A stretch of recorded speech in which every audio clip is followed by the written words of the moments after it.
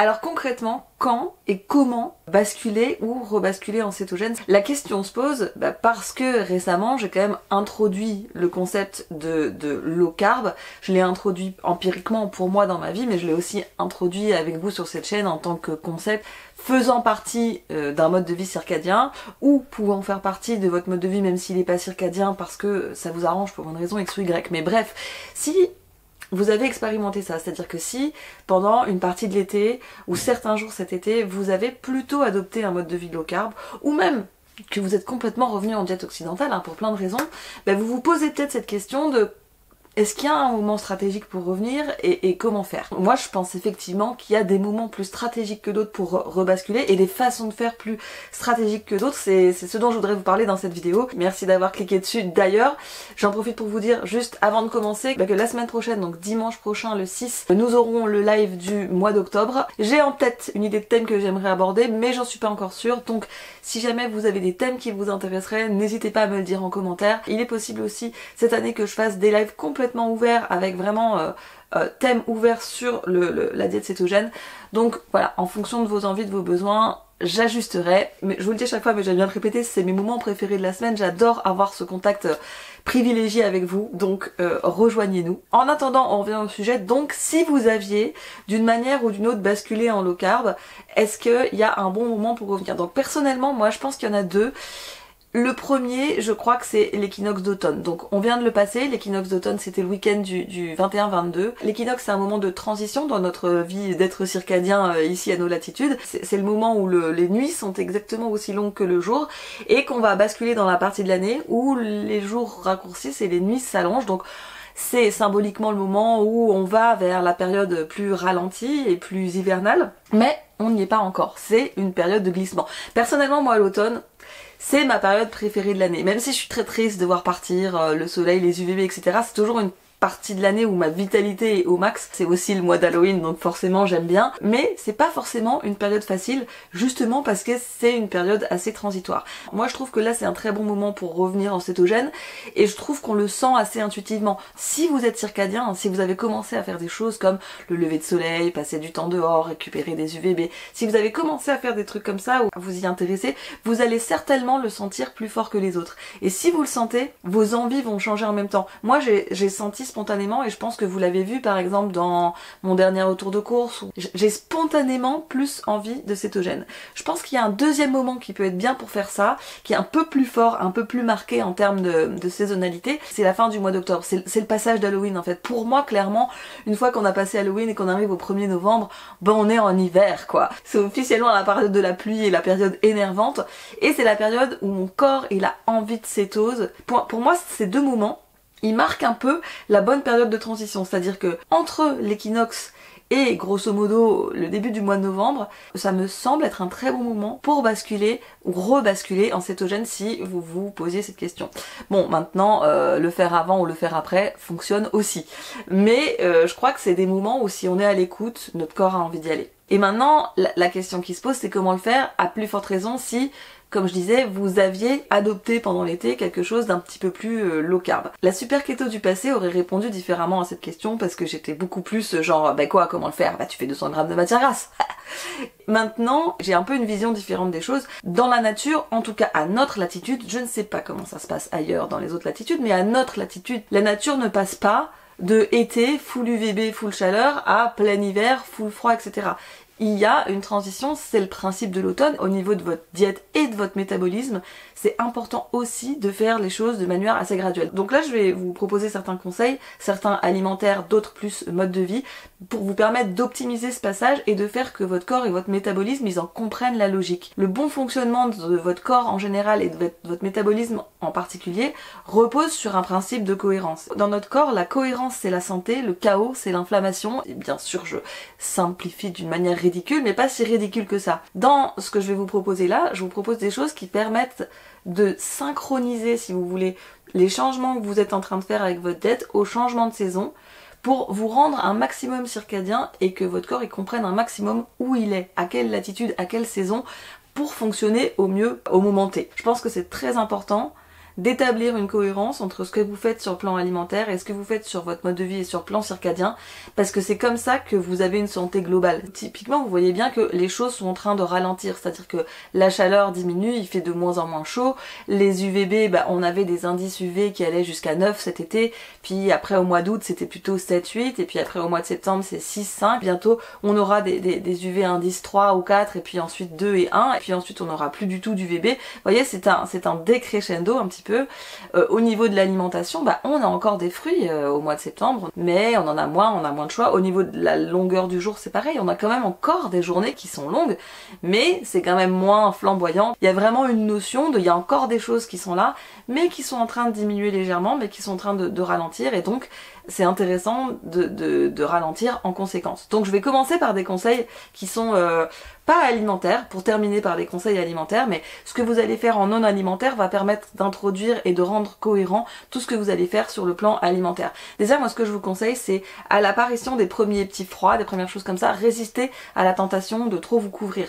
On a eu l'habitude de la chaleur, et c'est vrai que quand les premiers froids arrivent, on a tendance à très vite vouloir se couvrir, vouloir mettre des gilets, etc. Je vous conseille pas de vous brutaliser, c'est pas le but, et c'est même pas la logique de l'automne, mais je vous conseille plutôt de vous mettre un tout petit peu dans l'inconfort. Par exemple, quand vous faites votre balade au lever de soleil le matin, vous pouvez vous couvrir, vous pouvez mettre un gilet si vous avez froid, vous pouvez par exemple garder les jambes nues. Moi je continue à y aller en short, je me couvre, je mets un pull, etc. mais je continue à y aller en short. Ceux qui arrivent et ceux qui peuvent, vous pouvez essayer de pas mettre de gilet et d'y aller en t-shirt. Si vous n'y arrivez pas, vous pouvez mettre un pull, mettre un gilet, mais essayez toujours de laisser découvert votre nuque et les clavicules. C'est l'exposition au froid de ces parties-là qui déclenche dans l'hypothalamus des réactions de réponse au froid. Donc, ce sont les endroits les plus inconfortables et qu'on n'a pas envie de découvrir, mais c'est aussi ceux qui peuvent donner des résultats. Ou restez un petit peu plus avant de mettre votre gilet. Par exemple, dites-vous, voilà, je prends mon gilet avec moi pendant ma balade lever de soleil, mais je le mets pas tout de suite. Je me fais 5-10 minutes d'abord où je m'habitue au froid.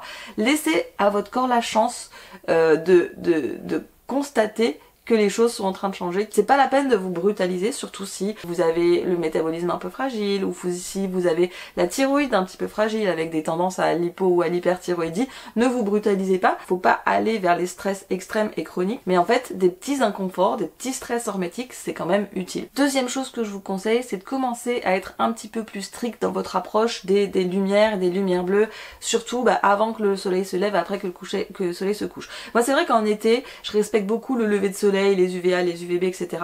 Mais le soir, je suis un peu plus laxe, un petit peu plus flexible sur les lumières parce que il fait nuit tard, parce que plein de raisons pour l'été.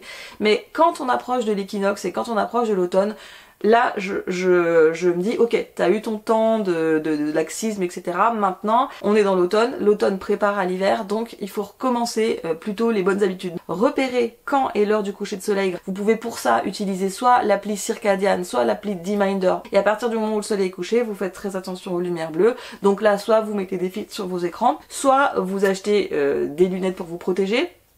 Moi, je pense que c'est un très bon moment de l'année pour acheter des lunettes. Donc, si vous n'en avez pas, moi je vous conseille d'acheter des lunettes orange, c'est les plus polyvalentes. Vous prenez des lunettes à filtre orange et vous les portez une fois que le soleil est couché. Si vous avez déjà des oranges et que vous voulez upgrade, vous pouvez passer sur les rouges. Moi c'est ce que j'ai fait, je me suis racheté des rouges pour être prête au moment de l'automne. Il y en a beaucoup d'entre vous qui me demandent, ah oui, et cette marque, qu'est-ce que t'en penses, qu'est-ce que t'en penses? Moi ce que j'en pense surtout, c'est que j'ai toujours envie de rémunérer finalement les marques qui m'ont apporté de l'information. Sur ma chaîne, il y a eu 3 ou 4 fois Vivares qui est venu apporter de l'information, faire des podcasts. Donc moi en fait, c'est à eux que j'ai envie de donner mon argent. C'est eux qui sont venus m'apporter l'info, c'est eux qui sont venus m'apporter ces éléments qui font que ma vie est meilleure. Donc c'est chez eux que j'ai envie d'acheter, c'est eux que j'ai envie de rémunérer pour ce travail. D'autre part, il faut aussi comprendre que je n'ai pas vraiment le temps d'aller faire tout le travail de recherche de toutes les marques que vous me proposez. Maintenant, les informations, je vous les donne. C'est-à-dire que si vous ne savez pas comment choisir, vous pouvez aller sur mon site superketo.fr. Il y a un article qui vous aide à comprendre qu'est-ce qui est important de couvrir comme spectre et pourquoi certaines lunettes sont meilleures que d'autres. Donc pour répondre aux questions qui m'ont été posées, je pense que Horus c'est un mauvais compromis. Après, il y a certainement d'autres marques qui sont bien, mais comme je vous disais, en fait, moi je trouve normal de rémunérer les gens qui m'ont apporté l'information, donc ça m'embête un peu pour gratter quelques sous, de dire bah j'achète pas chez eux et là c'est moins cher, machin. Vous faites évidemment ce que vous voulez, mais voilà, moi ma philosophie c'est ça, et elle s'applique à moi aussi, puisque moi je suis en partenariat avec eux. Quand vous utilisez mon code promo Super Keto pour avoir moins 15% chez VivaRaise, moi aussi je touche un pourcentage de vos achats. Donc en fait, quand vous achetez chez eux, vous les rémunérez eux et vous me rémunérez moi, comme étant les personnes qui vous ont apporté les infos sur un plateau. Donc évidemment, c'est totalement ok pour vous d'acheter ailleurs parce que c'est moins cher ou pour d'autres raisons. Mais sachez que quand vous achetez chez eux, avec mon code promo, bah, vous me rémunérez, vous me permettez d'exister, puisque YouTube ne me rémunère pas, ou quasiment pas, et à eux aussi, vous les rémunérez, vous leur permettez d'exister. Je trouve que vous faites d'une pierre deux coups et d'une très très belle façon. Donc voilà, je trouve que c'est un très bon moment pour investir dans des lunettes, et vous avez moins 15% avec mon code Super Keto sur le site de VivaRaise. Évidemment, quatrième conseil, je vous conseille de vous coucher un petit peu plus tôt. Moi, j'ai pas passé un été exemplaire, il faut que je l'admette. Pour un certain nombre de raisons, je me suis couchée un peu plus tard que ce que j'aurais aimé, j'en ai bien vu les effets aussi, mais je considère que l'été, c'est aussi une période où c'est plus gérable de se coucher plus tard. Ça va avec le coucher du soleil, ça va avec le fait qu'on mange plus tard, qu'on a plus d'opportunités, de fêtes, d'apéros, de concerts, de choses comme ça. Et j'ai pas envie que ma vie soit trop rigide non plus, juste j'ai envie d'avoir un bon mix entre une santé optimale, un métabolisme qui fonctionne de manière optimale, mais aussi une vie qui corresponde à mes attentes et qui soit fun. Donc je me suis autorisée à me coucher tard un certain nombre de fois, et j'ai aussi vu que mon heure de coucher était en moyenne plus tard. Mais là je sens que j'ai besoin et envie que ça redevienne plus strict. Donc là maintenant, voilà, je remets des routines un peu plus strictes, même si vous n'arrivez pas à vous coucher à l'heure que vous désirez. Il y en a beaucoup d'entre vous qui me disent ah oui je sais, je devrais manger 4 heures avant de me coucher, puis du coup voilà, mais j'y arrive pas. En fait, c'est pas grave de pas faire exactement ce que vous voudriez ou parfait, surtout à l'automne qui est une période de transition, mais mettez-vous déjà en objectif, je pense, de commencer à vous coucher plus tôt, c'est tout. Vous vous couchiez à 11h, bah couchez-vous à 10h30. Moi j'ai remarqué que voilà, cet été j'étais plutôt vers 11h, parfois 11h30, ben là maintenant je me dis c'est 10h30 maximum. Je resserre, si vous voulez, ma fourchette, et puis je la resserrerai encore d'un cran quand on sera vraiment dans l'hiver. Mais faites-le exactement comme fait la nature, c'est-à-dire de manière graduelle. Et finalement, c'est exactement la même chose qui va se passer avec votre entrée dans le cétogène. Je vais vous donner un petit peu les petites étapes que moi je me mets pour partir, si vous voulez, du low carb et aller doucement dans le cétogène. Déjà, je pensais que j'allais faire des journées low carb plus longtemps dans la saison. Je suis pas sûre. Ça va dépendre aussi de la météo qu'on va avoir, je vais m'adapter. Donc espacez de plus en plus vos journées low carb, voire de faire des journées low carb qui sont plus basses en glucides. Si vous faisiez des journées low carb à 100 grammes de glucides, vous pouvez passer sur des journées low carb à 50 grammes de glucides. C'est le même principe de faire une marche en dessous, un palier en dessous. Si jamais vous faites des journées low carb, que ce soit par envie, besoin, ou alors parce que vous êtes encore dans un protocole pour relancer la leptine, moi ce que je vous conseille de faire là, c'est vraiment d'axer vos journées low carb sur les légumes de saison. C'est-à-dire que bah là, voilà, on va rentrer dans le mois d'octobre, il va y avoir des courges. C'est intéressant d'introduire dans vos journées low carb des légumes, voire quelques fruits qui sont vraiment de saison, pour donner l'information à votre cerveau de à quelle saison on est, à quel moment de l'année on est. Ça vous permet de renforcer l'intérêt circadien de votre low carb et l'effet sur la leptine. Donc vous aurez quelque chose qui fait encore plus de sens sur le plan métabolique que si vous faisiez juste un low carb en mangeant du pain ou des choses qui ne donnent pas beaucoup d'informations circadiennes à votre corps. Vous voyez, ça ressemble quand même vraiment à des low carb qui vont être plutôt sur les 50 grammes de glucides, avec des choses plutôt des légumes, des courges ou peut-être un petit peu de fruits et qui sont finalement plus modérés. Ce qui est intéressant, et vous l'avez peut-être remarqué, c'est qu'en entrant dans cette saison, on a encore envie d'un certain nombre de légumes, mais on en a moins besoin en quantité. Je vois bien qu'en fait j'ai pas envie d'avoir des grosses salades ou des grosses assiettes où il y a plein de fenouil, plein de tomates. Je pense que aussi le fait d'avoir assouvi certaines envies pendant l'été, le fait d'avoir mangé beaucoup de tomates comme j'avais envie, des aubergines, des courgettes, des choses comme ça, je me rends compte que j'en ai plus tant envie que ça, ou alors un tout petit peu me suffit.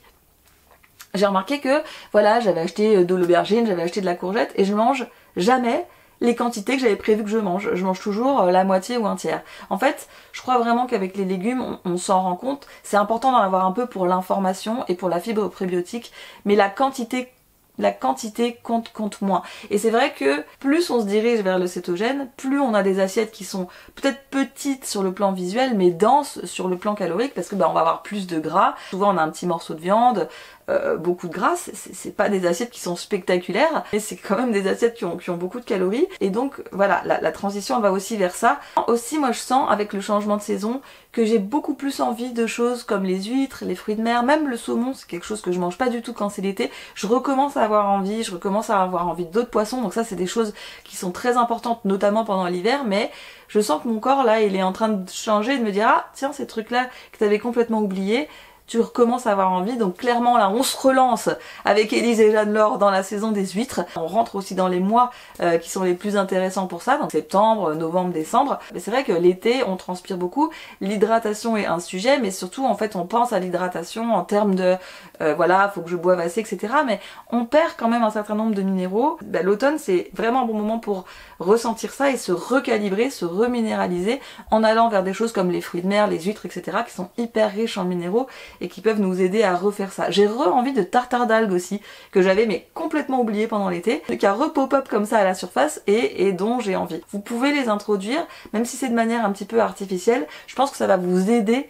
à progressivement rebasculer vers cette saison du cétogène. Toujours dans ce domaine un petit peu de la minéralisation, de l'hydratation, quand on est en low carb, on a moins besoin de prendre du sel ajouté. En fait, juste le fait de bien saler ses plats, pour le coup, suffit. En cétogène, je crois que ce n'est vraiment pas le cas et que c'est important, si vous voulez pouvoir tenir votre cétogène correctement, le faire bien, c'est important que vous ayez la bonne hydratation et les bons minéraux, je vous le dis tout le temps. Donc là, faut reprendre l'habitude de prendre son sel tous les jours dans son eau. Moi, je vais avoir une consommation d'eau de Quinton plus importante. Donc j'ai toujours mes bidons, là, 3 litres d'eau de mer de chez Biovide. Donc ça, c'est du Quinton hypertonique que j'achète en bidon sur le site de Biovide parce que c'est beaucoup plus économique que de l'acheter en ampoule.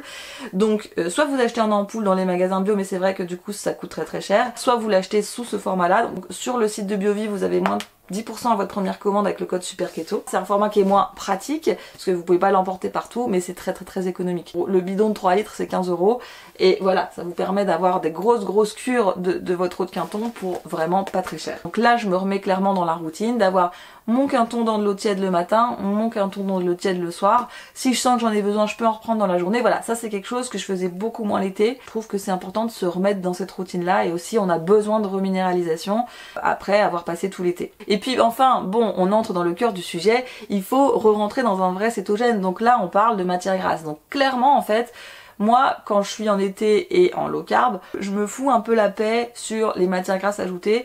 Je me donne la possibilité de faire des snackings qui ne sont pas forcément tout le temps que du gras ajouté. Vous l'avez vu, hein, je pense, dans mes 24 heures dans mon assiette. Et je faisais des snackings qui étaient souvent soit du yaourt coco, soit ma glace machin, yaourt grec. C'est des trucs où, à part un petit peu de poudre MCT, il n'y a pas énormément de matières grasses ajoutées. C'est des snackings qui sont low carb, mais ce sont pas des fat bombes à proprement parler. Je sais pas si vous saisissez la nuance entre les deux. D'ailleurs, si vous la saisissez pas, dites-moi en commentaire parce que je peux faire une vidéo, un format 3 minutes pour mettre au clair la différence. Mais clairement là c'est une saison où je réintroduis les fat bombes, qu'elles soient solides ou liquides. Premièrement, pour les fat bombes solides, je vais faire des versions qui sont peut-être un peu moins sucrées en goût. Par exemple, pendant l'été, je fais beaucoup les fat bombes façon Bounty d'Élise. Mais les fat bombes façon Bounty d'Élise, en fonction de comment vous les faites, vous pouvez leur donner un goût très marqué en sucrosité. Par exemple, si vous mettez une poudre MCT Perfect Keto à l'intérieur, elles vont avoir un goût très sucré, tandis que si vous mettez une poudre MCT neutre Nutribe, elles vont être beaucoup plus neutres. En fait, c'est vrai quand c'est moi qui fais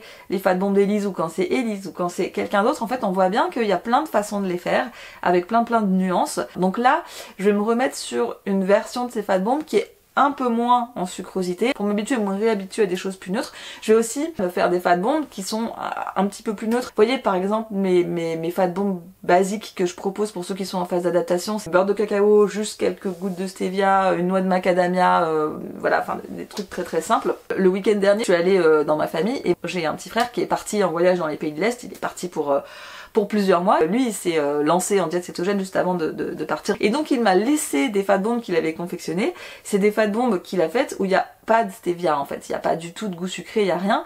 Et c'est vrai que ça m'a surpris parce que moi, je me suis habituée un petit peu à des versions un petit peu plus faciles à manger. Mais en fait, très vite, le palais se réajuste. Ma première bouchée de ces fat bombes, je me suis dit, oh, il manque de quelque chose. Puis en fait les suivantes, je trouvais ça très très bon.